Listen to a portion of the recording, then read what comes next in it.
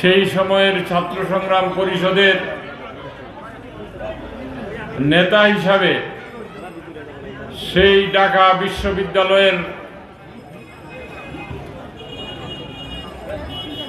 আঙ্গিনা থেকে শুরু করে ঢাকা মহানগরের যিনি একটি সফল ছাত্র রাজনীতির নেতৃত্ব দিয়েছেন,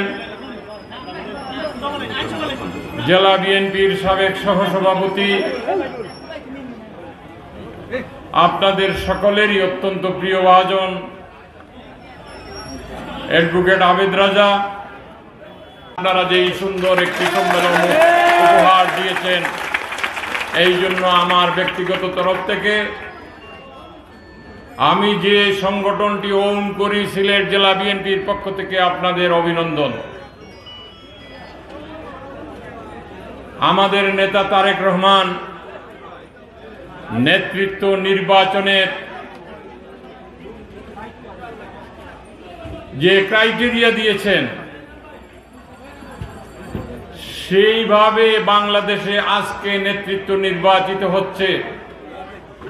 সিলেট বিভাগে প্রথম সিলেট জেলা সম্মেলনের মধ্য দিয়ে পুরো বাংলাদেশে তিনি শুরু করেছিলেন গণতান্ত্রিক পদ্ধতিতে, গণতান্ত্রিকভাবে তৃণমূলের নেতৃবৃন্দ নেতা নির্বাচন করা। আমিও একদিন আপনাদের মতো প্রার্থী হিসাবে আমার সম্মানিত কাউন্সিলর 1818 জনের কাছে আমি গিয়েছিলাম জেলা বিএনপির সভাপতি হিসাবে আমাকে নির্বাচিত করা। সের ধারাবাহিকতায় এখনো পুরো বাংলাদেশে অব্যাহত আছে। আর সেই ধারাবাহিকতায় জয়চণ্ডীতেও আজকে আপনারা গণতান্ত্রিকভাবে আপনাদের সভাপতি সাধারণ সম্পাদককে নির্বাচিত করবেন। এটি হচ্ছে তারেক রহমানের দলকে আজকে যুগোপযোগী হিসাবে তৈরি করার যে বাসনা নিয়ে শুরু করেছিলেন তার সফলতা। প্রিয় নেতৃবৃন্দ, আমরা যারা বিএনপি করি, আমরা বিএনপির পরিবারের যারা আছি, আমরা নিপীড়িত, নির্যাতিত এবং এই নির্যাতনের। ইলিয়াস আলী সাহেব কোথায় বলেন তো? কোথায় উনি বলেন, একটু জোরে বলেন। গুম করা হয়েছে। আমরা আশা করছি তিনি ফিরে আসবেন, কিন্তু বাস্তবতা হচ্ছে এখন পর্যন্ত সরকার ইলিয়াস আলী সাহেব সম্পর্কে কিছু বলে নাই। কোথায় তাকে রেখেছিল, কারা তাকে ধরেছিল, কারা তাকে শেরাটন হোটেল থেকে ফলো করে মহাখালীর চৌরাস্তায় জলখাবার মিষ্টির দোকানের সামনে তার বাসভবনের পথে গাড়ি আটকে কারা নিয়ে গিয়েছিল, এখনো সরকার বলে নাই। ফেসবুকে নানা কথা আমরা শুনি, দেখি। আমাদের প্রত্যাশা তিনি এখনো আছেন, ফিরে আসবেন, কিন্তু বাস্তবতা হচ্ছে অনেক দিন হয়ে গেছে। ইলিয়াস আলী সাহেব নাই, এখন আমাদের সামনে নাই। কাইয়ুম চৌধুরী সাহেব তো আছেন না?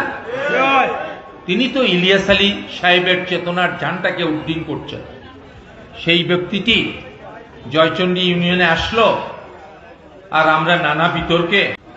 সম্মানিত সভাপতি জনাব আব্দুল গফফার চৌধুরী সাহেব, সম্মানিত প্রধান অতিথি জনাব আব্দুল করিম চৌধুরী সাহেব, আজকের এই কাউন্সিলের সমন্বয়ক আমাদের উপজেলা বিএনপি নেতা জনাব শওকতুল ইসলাম শকু, উপজেলা বিএনপির আহ্বায়ক জনাব রেদওয়ান খান, 2 যুগ্ম আহ্বায়ক জনাব বদরুল হোসেন খান এবং জলিল জামাল সহ কুলাউড়া উপজেলা বিএনপি, জয়চণ্ডী ইউনিয়ন বিএনপি, বিএনপির সর্বস্তরের নেতৃবৃন্দ, অঙ্গ সহযোগী সংগঠনের নেতৃবৃন্দ, এই এলাকার ঐতিহাসিক এলাকার সংগ্রামী জনসাধারণ, উপস্থিত সুধীমণ্ডলী, আসসালামু আলাইকুম। কিছু কিছু জায়গায় একটি হাতি দেখেছি, কিছু জায়গায় 2টি হাতি দেখেছি, আর এখানে 4 নম্বর জয়চণ্ডী ইউনিয়ন আমি মনে করেছিলাম যে 4টা হবে, পরে দেখি না 4টা না, ওটা মনে হয় 6টা 8টা। একজন 7টা একে এনেছে হাতিরা। আমরা সম্মান দেখাতে পারি নাই, হাতিরা সালাম দিয়েছে প্রধান অতিথিকে, ওই গেইটে দিয়েছে কিনা নির্বাক পশু সেও বোঝে কাকে সম্মান করতে হবে।